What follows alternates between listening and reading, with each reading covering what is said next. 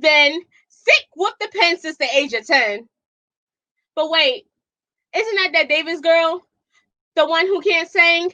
Yeah, you're right, but put me in front of the mic on the right night and I can tell you why the cage bird sings. Yeah, I must admit, singing's not really my twist. I leave that up to kind of my sister, and as for me, I'd rather do the poet thing. A poet, one who's well versed in the English language. A poet, one who could say simplistic words and phrases and make them reach into the deepest places. Yes, the very same ones that you try to hide. A poet, a mouthpiece, a crier of the generational cry, because I'm sick and tired of seeing my young queens being reduced to the plumpiness of their tits, the juiciness of their ass, and what is in between their thighs. And for far too long, my young kings have been reduced to their ability to dribble a ball, rap, or rhyme like, why is it so much easier for someone to instill in them that they have to chase a bag, even if it means die? For someone to sit them down and explain the difference in the amount of tree that goes in a quarter or a dime, than for someone to sit down and contemplate that young entrepreneurial mind. I don't know if you guys know this, but this world is in such a chaotic state. We have murders on top of murders. This virus that has been sweeping the land. We have little boys and little girls who believe their whole life is a mistake, that the world would be a better place if they didn't exist.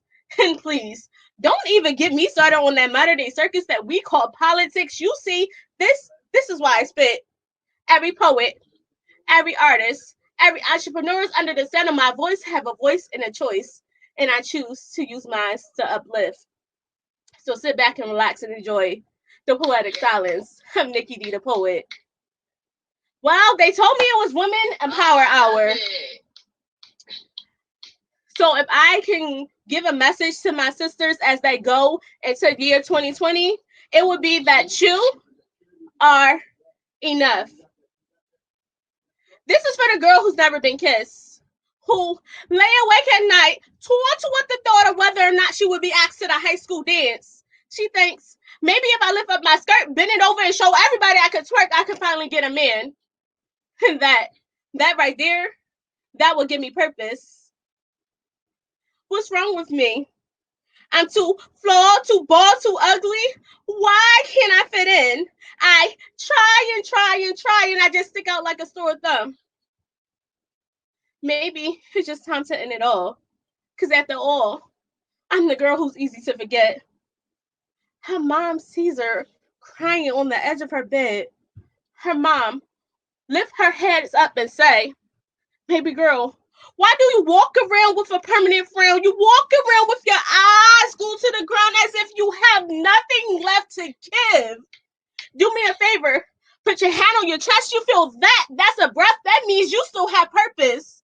Baby girl, don't you know that you're a queen? Price far above any ruby, any dime. You will put on this earth for a greater purpose, to be something to appease man's eye, because inside of you house a voice that the whole nation needs to hear. And just in case you haven't heard it in a while, let Nicki tell you again, you are enough. You're enough, no matter what society says, no matter if you're not what they're showing you is a standard of beauty, because no matter what you look like, you're beautiful. She was told to sit up, legs closed, to only speak when she was spoken to. Because even then, she was given a list of phrases and sayings and what she needed to use.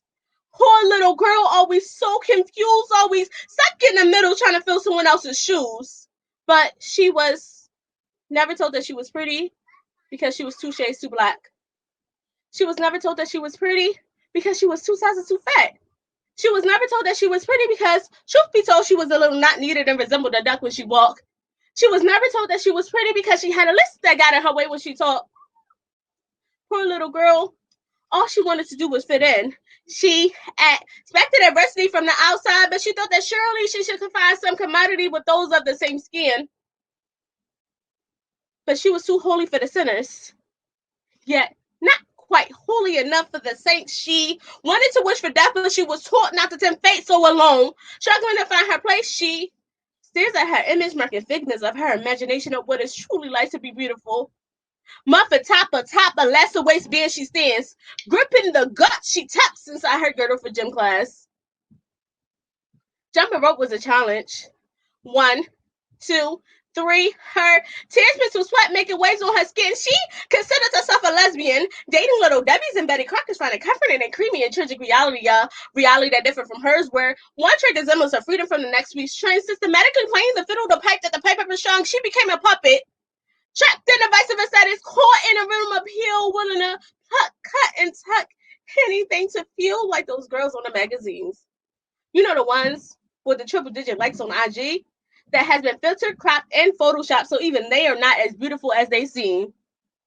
You see, this unrealistic standard of beauty has to stop.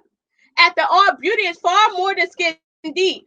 And we all were handcrafted and designed by God, who stamped everything as beautifully and wonderfully made. So me, illuminating my beauty, should never cause yours to fade.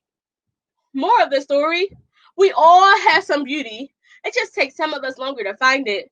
But the next time you find yourself in a mirror, magnifying your flaws, remember, that's the way the Almighty God designed it.